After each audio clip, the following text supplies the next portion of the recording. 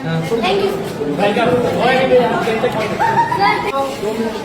कक्ष में 600 बच्चियों को बैठा के अगर डिसिप्लिन की बात करेगा तो ये बिल्कुल भी उचित नहीं है, संभव ही नहीं।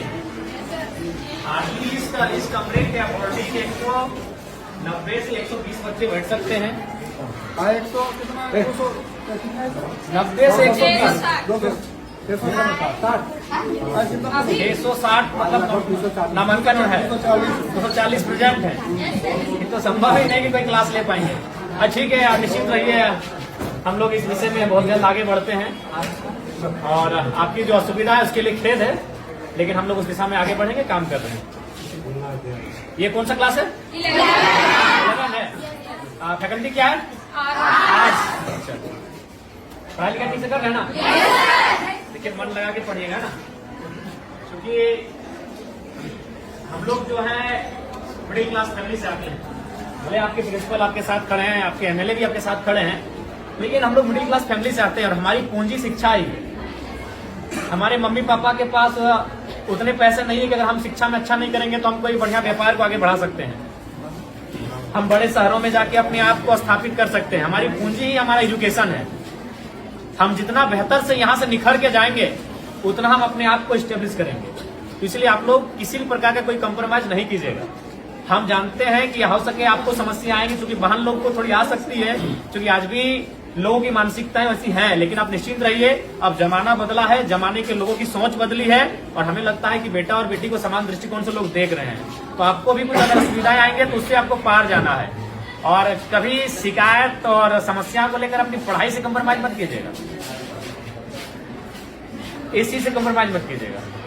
देखिए, हम दूसरा का उदाहरण नहीं देंगे, आपके बीच आपके एमएलए खड़े हैं और हम आपको बताना चाहेंगे, हम अभी भी स्टूडेंट हैं। अभी हम धनबाद विनोद बिहारी महतो विश्वविद्यालय से डॉक्टर ऑफ फिलोसफी के स्कॉलर हैं और ऐसा नहीं कि कंटिन्यू 2018 में हमारा एडमिशन है, बीच में 2 साल बाधित हुआ है, क्योंकि इसमें होता है कि साल में 1.5 साल में आपको प्रेजेंट करना पड़ता है अपना थीसिस। तो हम अभी भी कंटिन्यू हैं, क्योंकि हमने कभी एजुकेशन से कंप्रोमाइज नहीं किया है। कभी आज हम आपके एज एमएलए के रूप में आपके बीच खड़े हैं और हमें तो लगता है कि आप कम से कम हमसे बेहतर परिवार से ताल्लुक रखते होंगे, क्योंकि हम उतना समय नहीं कि हम आपको अपनी घटना सुनाए, लेकिन संक्षिप्त में इतना बताना चाहेंगे कि हमने उस माँ ने हमें पढ़ाया है जिसने 28 साल की उम्र में अपने पति को खोया था। मात्र 28 ईयर हमारी माँ की आयु थी। हमारा जो छोटा भाई था वो मैंने गर्भ नहीं था, उसका जन्म भी नहीं हुआ, तो दुनिया उसने देखा नहीं, तो उस समय हमारे पिता को हमारी माँ ने खोया था।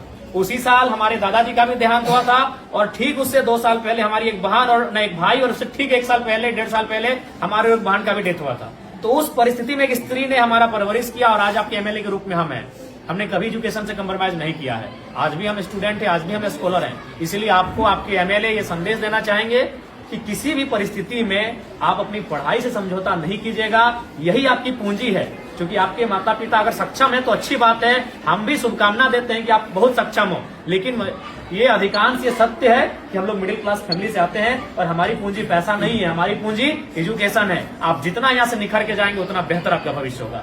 इसीलिए कंप्रोमाइज बिल्कुल मत कीजिएगा। अगर आप पढ़ के जाएंगे तो कोई ना कोई रास्ता मिल जाएगा। अगर आप जमाने के अनुसार अपने आप को बनाएंगे तो कोई ना कोई रास्ता मिल जाएगा। अगर दुनिया में इतने लोग हैं तो उतना रास्ता भी है, लेकिन आप अपने आप को सुयोग्य रखोगे तब ना। इसलिए आपको हमारी शुभकामनाएं हैं, आप लोग बेहतर करें और जो भी आपकी समस्या है उनको हम लोग जानने के लिए आपके बीच आए हैं। आपके तमाम शिक्षक प्रिंसिपल महोदय सब हमारे साथ हम लोग विजिट कर रहे हैं और जो भी समस्याएं छनकर आएगी उनको लेकर हम लोग काम करेंगे। ठीक है, तो हम ठीक है, आप पढ़ना सबसे पहले हमारी बात को आप लोग सुनिए। 10 में है ना? देखिए, 10 में अगर आप है तो अभी ये महीना है दिसंबर का, आपके पास काफी कम समय है। इसलिए आपसे हम यही संदेश मेरा रहेगा कि आपको अभी यहाँ से पूरा अलर्ट रहना है। इसलिए बाबू साहब की देखिए, अभी जनवरी आएगा, आप कुछ दिन पिकनिक में चला जाएगा, फिर मकर संक्रांति आएगा, फिर सरस्वती पूजा आएगा। तो हमारे पास अगर देखा जाए तो काफी कम समय है और आप अभी उस मुकाम में हैं जहां अपने आप को बढ़ाएंगे। इसलिए यहाँ से आप एक भी दिन और इसके बाद ढील मत कीजिएगा। और एक बात, आप जो अभी तक पढ़ाई हुआ है, जैसी बात है, सर लोग मेहनत किए हैं, आप लोग पढ़े हैं, बहुत सारी चीजों को आप जाने हैं, उसको आप प्रैक्टिस कीजिएगा, रिवाइज कीजिएगा। जो चीजें अगर चूंकि अभी 10 में क्या है कि 10 के जो चूंकि इसके बाद जब आप कॉलेज जाएंगे तो वहाँ एक्सपीरियंस दिखेगा, लेकिन अभी आप ज्यादातर रट के याद करते हैं। कोई भी चीजें आपको रटते हैं, 4 बार 5 बार रटते हैं, तो उसके बाद भी अगर मान के चले आपसे भूल होता है तो उसको आप हाथ से प्रैक्टिस कीजिएगा।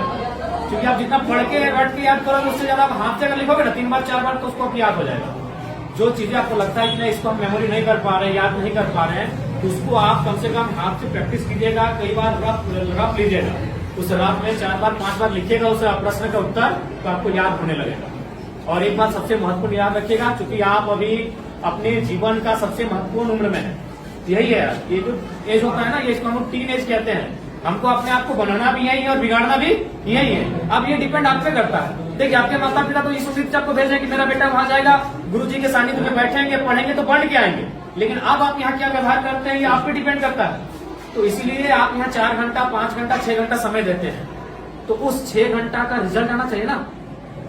मान लीजिए सपोज दैट अगर किसी भाई को अगर पढ़ने में मन नहीं लग रहा है, तो मान के चलो वो 6 घंटा अगर सिर्फ वो ग्राउंड में दौड़ेगा तो इस राज्य के नंबर 1 धावक बनेगा कि नहीं। अगर वो पहाड़ नहीं चढ़ेगा, अगर वो गीत ही 6 घंटा प्रैक्टिस करेगा तो एक बेहतरीन गीतकार बनेगा कि नहीं। तो हमारे कहने का मतलब है आप यहाँ 6 घंटा समय दे रहे हैं, और जहां आप समय दे रहे हैं वहां से कुछ रिजल्ट नहीं हासिल करेंगे तो फिर गलत बात है कि नहीं। तो इसलिए आप यहाँ 6 घंटा समय दे रहे हैं, अपना 5 घंटा आप समय दे रहे हैं, तो इसलिए यहाँ से आपको परिणाम हासिल करके जाना है, यहाँ से आपको रिजल्ट लेके जाना है। इस बात को आपको ध्यान में रखना है, ठीक है। बाकी आपको जहां असुविधा होगी, आपके शिक्षक आपके प्रिंसिपल तो साथ में ही, आपके विधानसभा के आपके एमएलए हम भी आपके साथ हैं। जहां हमारी आपको जरूरत पड़ेगी आप हमें बेहतर याद कीजिएगा, ठीक है। आज चूंकि समय का अभाव है, तो 1 घंटे हम आपको ले लेते हैं, लेकिन समय का अभाव है। जैसे बच्चा का गार्जियन अभिभावक एक ही हो गया है, काफी जैसा हम लोग भेजे हैं सर, एक ही वाला अनाज वाला मिलता है। हाँ, तो जो 7-8 बच्चा हम लोग भेजन जिला के लिए सामाजिक सुरक्षा, हाँ पैसा 60,000 रुपया महीना मिलता है। ठीक है। हम आप या 10 आदमी भेजे, ठीक, इसको हमको संज्ञान में रखिए। क्योंकि उनको मालूम है अगर हम खेती में मन नहीं लगाएंगे तो फसल नहीं होगा, फसल नहीं होगा तो परिवार का अनाज नहीं होगा। किसी को मन नहीं लगता, जब धान काटने के लिए जाते हैं पूछेगा मन लगता है? मन लगता है सिनेमा देखने में, मन लगता है मेला घूमने में, मन लगता है शॉपिंग करने में। काम में मन नहीं लगता है, वहां लगाना पड़ता है, क्योंकि वही काम आपका पहचान है, वही काम आपका कर्म है, तो मन वहां लगाना पड़ता है। अभी आपका कर्म है आपका शिक्षा अर्जन करना, ये आपका कर्म है, इसमें आपको मन लगाना है। और लगता है तो अच्छी बात है, अगर लगता है तो अच्छी बात है, और नहीं लगता है तो लगाना पड़ेगा। और बाकी आपकी समस्याओं से हम लोग अवगत हो रहे हैं, काफी समस्याएं हैं आपके विद्यालय में, और आपकी समस्याओं का निराकरण के लिए हम लोग हमेशा प्रयासरत रहेंगे। और आप लोग बढ़िया से मन लगा के पढ़िए, हमारी शुभकामनाएं हैं। अगर कुछ समस्याएं होंगी आप सीधा हमसे संपर्क कीजिएगा, और बेहिचक अपनी बात को रखिएगा, डर भय मत कीजिएगा कि हम आपके एमएलए हैं, हम आपके एक सहयोगी के रूप में आपको दिशा पथ प्रदर्शक के रूप में आए हैं। आप बेहिचक हमें याद कीजिएगा, ठीक है। और एकदम मन ध्यान लगा